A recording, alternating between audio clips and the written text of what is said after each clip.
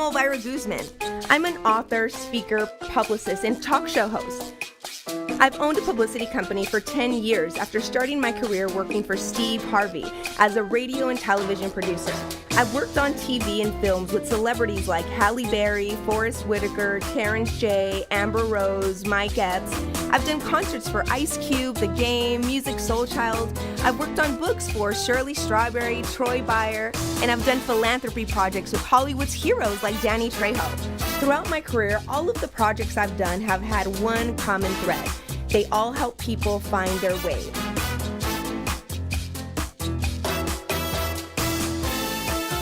We're back. My first guest is the hottest upcoming comedian in Hollywood. He moved out to Los Angeles to pursue his dream to be the most famous comedian and actor here. When he got here, he was on Bill Bellamy's Who's Got Jokes and NBC's Last Comic Standing. Most recently, he's landed national TV commercials. I'm really excited to welcome my good friend, Ron G. Ron, welcome. Hey, how you doing? Really good. How are you? Good to see you. Can I tell you how proud I am of you, of your show? It's so amazing. I've been like in the stands watching your journey, watching you grow too. So I'm so proud of you, man. Thank you so much. Yeah. So tell me a little bit about why you decided to move all the way out here to pursue your dreams. Shoot, I call it the quarter life crisis, where you go to school for something, but your heart tells you something different, and you have no clue what it is. I used to be an accountant, and I basically got fired from every job I ever had out of college, from accounting to sales. I got fired from the temp job. Did temp accounting for a while, which was temporary. And I don't know, I just felt like there was something more. My cousin was a comic, and he told me I was hilarious and I should get on stage, and I got on stage and got booed and fell in love, and I was like, you know what? I'm going to move. And I didn't know nothing about LA. I didn't know nobody, man, and I just felt like God told me. He said, you're going to be a great comedian one day. What are you going to do about it? And from that day on, the next day, my dad gave me a check for a couple $100, and I bought a ticket out here to come visit. And I wound up performing at the Laugh Factory, which is right down the street. Yeah. Which is the place that I host every Sunday. And I wound up performing there. I met a lot of cool people. And I came back to Atlanta, and I felt out of place. I'm like, I'm not supposed to be here anymore. And from that point on, it's a long story, but not really. But God opened some doors. I got a job over the phone. I sold my house right before the housing crash. And I got a message. 6 messages. And it worked itself out, man, and I live a really good life. Like I live my dream right now.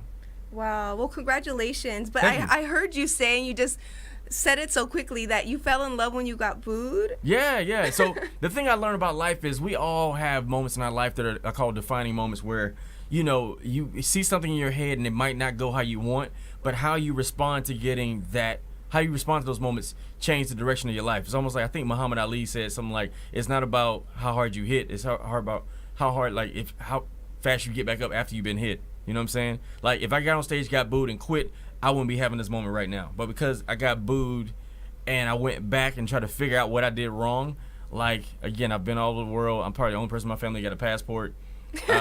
Seriously, I'm the only person in my family that's, a business owner, and I literally changed the trajectory of my family by saying yes to something that was uncomfortable. You know what I'm saying? Yeah. Was the transition difficult? Because I know working in finance to being on stage is completely different. They have their own type of difficulty. Like, just finance and accounting, like, it was cool, but it was boring. It's all Excel spreadsheets and having people, and you do the exact same thing every day. And for me, that was more painful than me going on stage and having the risk of chance of getting booed. But I just hate going to work, and I did the exact same thing every day. And I'm like, how do y'all do this? Y'all gonna retire from doing this? The exact same thing every day. It was driving me nuts, man. And I didn't fit in. I was silly. I used to be in meetings laughing, and it didn't work out. But comedy has its own type of thing, because for me, the more I do comedy, it's not even about how funny you are. It's more about personal growth and, like, balance. Because I live in a world where I have no accountability in anything I do. You know what I'm saying? Yeah. And I go to a comedy club. They offer free drinks. There's women attached to being funny. Again, like, I travel so much, sometimes it's hard to make it to church. And my whole life right now is trying to manage and have balance every area of my life. And if you're not good at managing your own life, it can take you any kind of direction, because you won't realize until months later, like, man, I haven't been to church in a while. Man, I drink a lot. You know what I'm saying? Like, it can easily happen overnight if you don't manage and, like, listen to your inner compass and remind yourself, like, okay, this is real, but it's not real, you know? Yeah. Because I get reminded of what my real life is when I go home, and my mom, she don't care about my TV credits, and I'm like, hey, Mom, I was on Last Come and Stand. Shoot, you better be the last come and get this trash ticket out. That's how my mom is, you know what I'm saying? So I'm very grateful for my life, and I'm really like enjoying my journey and what I'm learning about me along the way.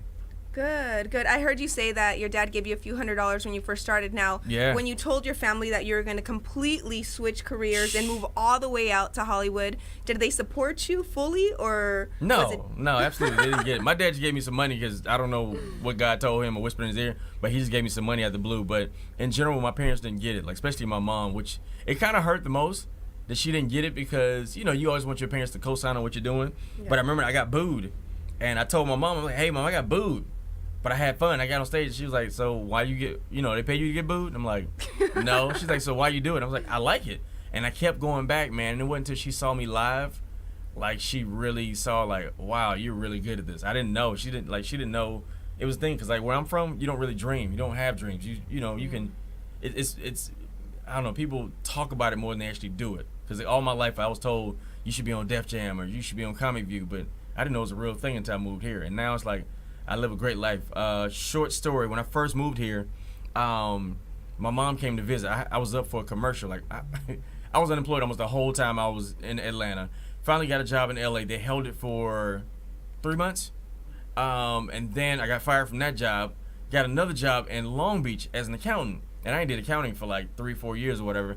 Anyway, I just started the job. It was the most money I've ever made. And they used to feed us twice a week. Really cool job. And I had a friend who was like, yo, my friend is a commercial agent.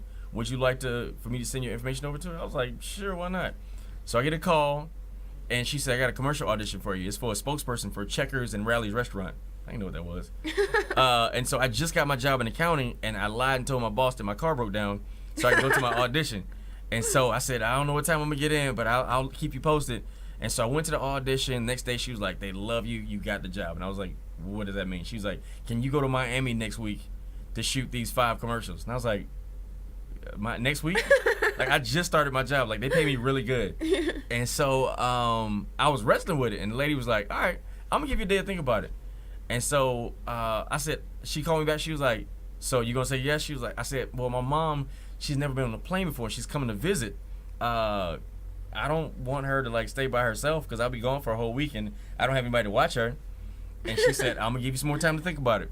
So I called my mom and said, hey, Mom, I know you're here for like 2 weeks. If I get somebody to watch you for half that time while I go shoot this commercial, would that be okay? She was like, isn't that why you moved out here? I was like, yeah.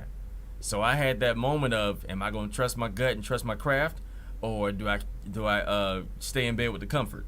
Yeah. And so I went to work, and I told the lady, I said, I'm going to take it. And I went to work, and I told my boss, I said, hey, Miss Mary, do you mind if I take off next week and go to Miami and shoot a commercial? I know I don't really have vacation time, but I was wondering, And she said, Ron, I'm not going to answer that question. She said, if you're not here Monday, you're fired.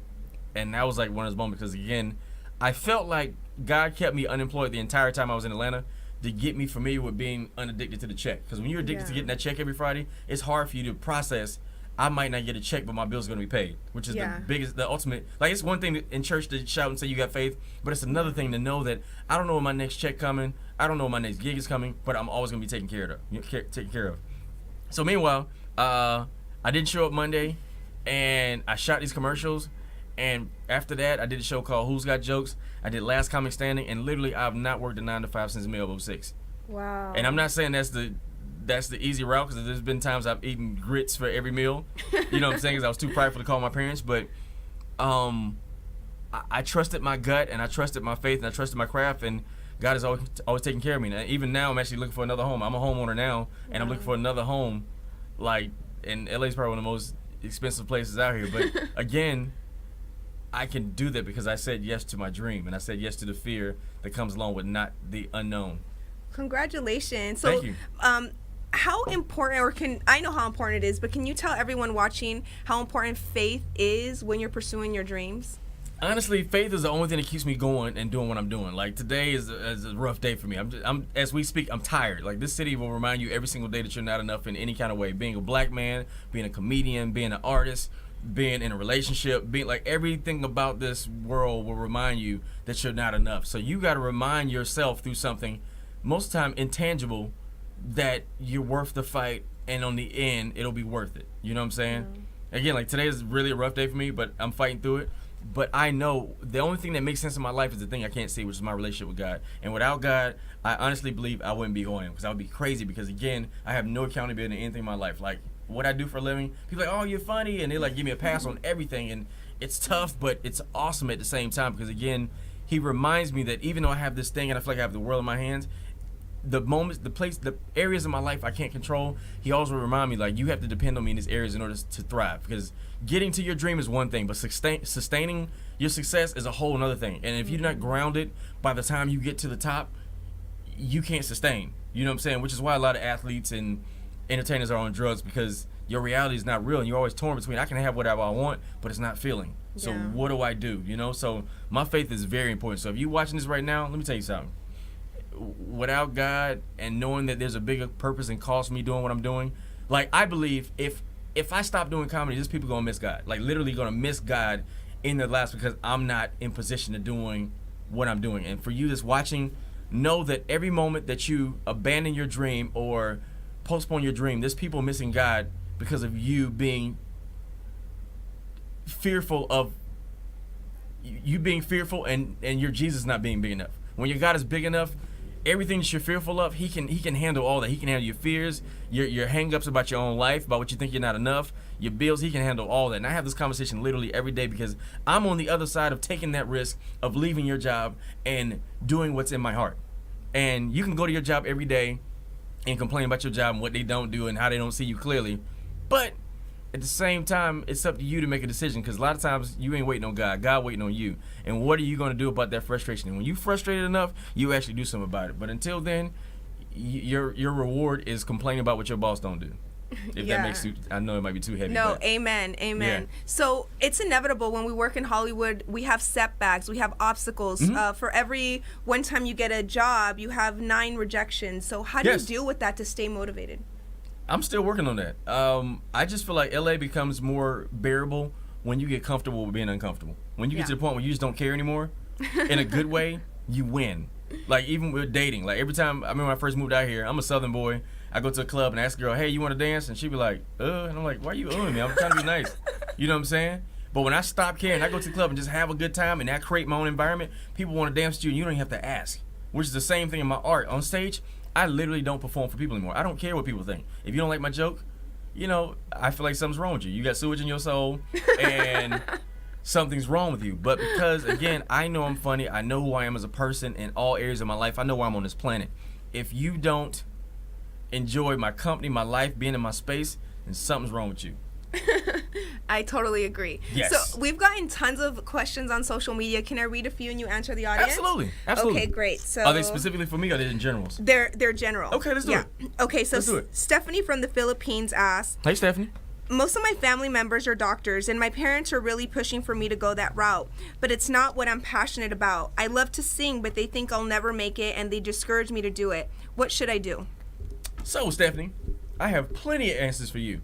Sometimes you're dreaming big enough when the people close to you don't get it. Culturally speaking, sometimes it's crippling to a kid to know that you only have a choice of 5 careers, depending on what your nationality is and your race background. Some cultures only let you be a doctor, an accountant, a dentist, a lawyer, and something else. But again, I have this phrase I live by now, is always honor your heart. If you don't honor your heart, you're gonna live a very miserable life, and you're gonna live for other people. And it's up to you to decide, what are you gonna answer to. You're gonna answer to your family, because again, when they're dead and gone, you still have to live with your own truth. And if you live their truth, you still got to do it yourself, and it's gonna be painful. And I can't handle that, knowing that I spent my time on this planet and didn't do what I was called to do. And like knowing what I know now, I would never. I don't know. I've seen too much to go back to living a regular life, to go into a job I hate, to go into a job where I have to listen, I have to ask for time off. I have to ask my boss, can I use the restroom? I have to ask, can I go home because I have a family member that's sick? I have to ask, can I take time off because I'm sick? I have to ask. I don't want to ask anybody for anything. I take control of my own life. And until you make a decision for yourself to own your truth and honor your heart, you're going to stay miserable. And again, hopefully you get frustrated enough to do something about it. But if not, good luck with pleasing your parents, because that never happens. Yeah, I agree. Great answer. I have another question here from Jesse from London. Yep. Everyone tells me that I'm funny and I should try being a comedian, but I'm scared to fail. I'm okay in front of people, but I've never performed in front of a big crowd, and that scares me a bit. Have you ever dealt with stage fright, and what do you think that I should do? Okay, so my first time on stage, I got booed, and they told me to kill myself. The boo was okay, but they literally told me to kill myself, and that was the most terrifying moment of my life, because my pride didn't matter anymore. And I'm like, do I run out this door, or do I take it on the chin? And for some reason, because I'm competitive and I played sports, I wanted to go back and figure out what I did wrong. So for you that wants to do comedy, I would tell anybody who want to do comedy, don't do it. Go do something else with your life. Go to career fair. Find something fun to do. Or you can be an internet comedian. Internet comedian, you get 16 takes. You can say the wrong thing and try it again until you get it right. But live stand-up, you can't choose stand-up. Stand-up has to choose you. And again, I would say do something else, because again, like, I'm very serious about comedy, and I left everything to do what I love, so I don't play with that. If you feel like you're supposed to do stand-up, you honor your heart, get over yourself, and get on stage and figure that thing out. You know what I'm saying? Because there's no map. Comedy is like, it's self-taught, and you teach yourself how great you want to be. It's like, I can tell you how to fight all day long, but until you get in that ring and get knocked out and handle that hit and get your mouth toe up, like, it's up to you to decide, you know, what you want for your life, the life to look like. And again, I think it's always important to answer the call of the world and the universe telling you should do something. Like, I was always told my entire life, you're hilarious. You tell great stories. You should be on TV. You should be a comedian. I didn't know it was a thing. And so that's the universe talking to you. But if you ignore it and live for your pride, then you will stay miserable, and that's your reward. So that's it. Great answer. Might sound a little hardcore, but no, it's real. It's real. Okay, I have one last question. No problem. Marissa from Mexico asks, growing up, I've always wanted to be an actress, but in Mexico, the majority of the women that make it have blonde hair, blue eyes, and are very thin. I have dark hair, brown eyes, and I'm a size 8. Do you think that I should still try? I'm scared of rejection. I feel like there's no formula anymore. There's no formula for what people and things should look like. You know what I'm saying? And sometimes you have to move to where you appreciate it. I remember when I first flew to LA and I was on that plane and I was landing in the city and I saw all these lights. I saw the hills in Pasadena. I saw the ocean. And I'm sitting here like, I have to conquer this city. I'm a clean black comedian that talks fast. Nobody knows who I am. How am I going to fit in the city where I know everybody curses and do what they do? And sometimes when God put his hand on your life and tell you you're going to do something, it doesn't matter what other people do. Sometimes you stay in your lane and figure that thing out. There's actors now that are big, chubby, unattractive, that are very successful because their timing was right and somebody saw something special in them. And you can't judge yourself by what other people are casting for, because, again, I'm a clean comedian. I live a really good life. And then I heard even Jay Leno say at one time, he tried to be like Richard Pryor, and he's like, do I want to be famous or do I want to be rich?